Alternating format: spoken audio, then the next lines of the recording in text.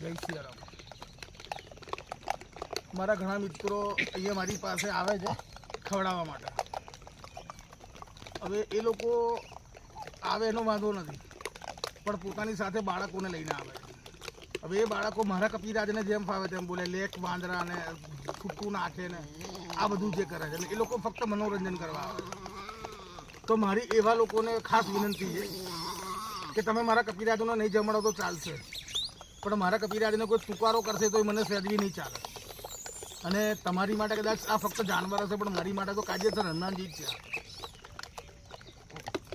ઘણા લોકો એવા બી પ્રશ્ન મને કરે છે કે તમે એટલા બધા રૂપિયા વાપરો છો. એક ભાઈએ તો આ યુટ્યુબની અંદર આમ સરવાળો માર્યો કે રોજનો 7,000 રૂપિયાનો ખર્ચો એટલે મહિને સમથિંગ અને 5 વર્ષના 1 કરોડ અને 25 લાખ રૂપિયા થાય. તો ઘણા લોકો આવું બધું ગણતરી બી કરે છે કે આટલા બધા માણસ આ રૂપિયા લાવે છે ક્યાંથી ને વાપરે ક્યાંથી. આ મારો વિષય છે. ઘણા લોકોનો શોખ હોય હરવા ફરવાનો, સારી ગાડી વાપરવાનો, સારા મોબાઈલ વાપરવાનો, સારા બંગલામાં રહેવાનો. મારો એક જ શોખ છે, મારા કપિરાજોની સાથે રહેવાનો.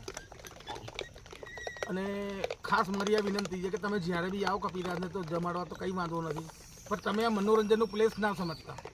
જો તમે તમારા મનોરંજન માટે આવતા હોય અને તમારા બાળકોને તમે સાથે લાવો તો એ લોકોને એટલે સંસ્કાર આપો કે આ કપિરાજ એક જાનવર નથી, આ કાયદેસર હનુમાનજીની સેના છે. અને જો તમે હનુમાનજીને માનતા હોય તો મહેરબાની કરીને તમારા બાળકોને સમજાવો. બીજું એક કાર્ડ એવું છે કે જ્યારે બી તમારા બાળકોને લઈને આવો તો તમે બાળકોને તમારી પાસે રાખો, કારણ કે આ કપિરાજો ફક્ત મારા જ કંટ્રોલમાં રહે છે, બીજા કોઈના કંટ્રોલમાં રહેતા જ નથી. આ ગમે ત્યારે અત્યારે ગરમીનો ટાઈમ છે, ગમે ત્યારે મારા સાથે આવેલા મારા મિત્રોને બી મારી દે છે. ઘણી વખત તો મને બી પૂંછડી મારી દે છે. એટલે એમને એટલું સેન્સ નથી કે કોઈને મરાય કે કોઈને ના મરાય. અને અહીંયા તમારા બાળકોને સાથે લઈને આવશો ને જો કોઈ જાનહાનિ થશે તો તેની માટે હું જવાબદાર નહીં હોઉં. અને ખાસ તો એ વિનંતી કે તમે જ્યારે પણ મોટા હોય કે નાના હોય, તમે અહીંયા મારા કપિરાજોને જમાડવા આવો તો એ આદરથી જ આવવાનું કે આ હનુમાનજીની જ સેના છે. અને તમે જ્યારે બી ખવડાવો ત્યારે હનુમાનજીને જ ખવડાવો છો, આ એક જાનવરે નથી ખવડાવતા. અને અત્યાર સુધી મેં ક્યારેય કોઈની સાથે હાથ લાંબો નથી કર્યો, કારણ કે મારા સીતારામના આશીર્વાદ છે મારી પર કે મને કોઈની સામે હાથ લાંબો કરવાનો મને એવો કોઈ અવસર જ નથી કે મારે કોઈની સામે હાથ લાંબો કરવો પડે. એમના નસીબનું મને ઠાકોરજી એટલે મને મારા હનુમાનજી આપી જ દે છે. એટલે હવે પછી એ વસ્તુ ધ્યાન રાખજો કે જ્યારે પણ કપિરાજને જમાડવા આવો તો એ ખાસ ધ્યાન રાખજો કે એમને તુકારો કરશો, છૂટું નાખશો તો હું નહીં ચલાવી લઉં. જય સિયારામ, રામ. બસ કેળા ખોલો. હવે અમારા રામને ભૂખ લાગી છે, ચલો કેળા ખોલો.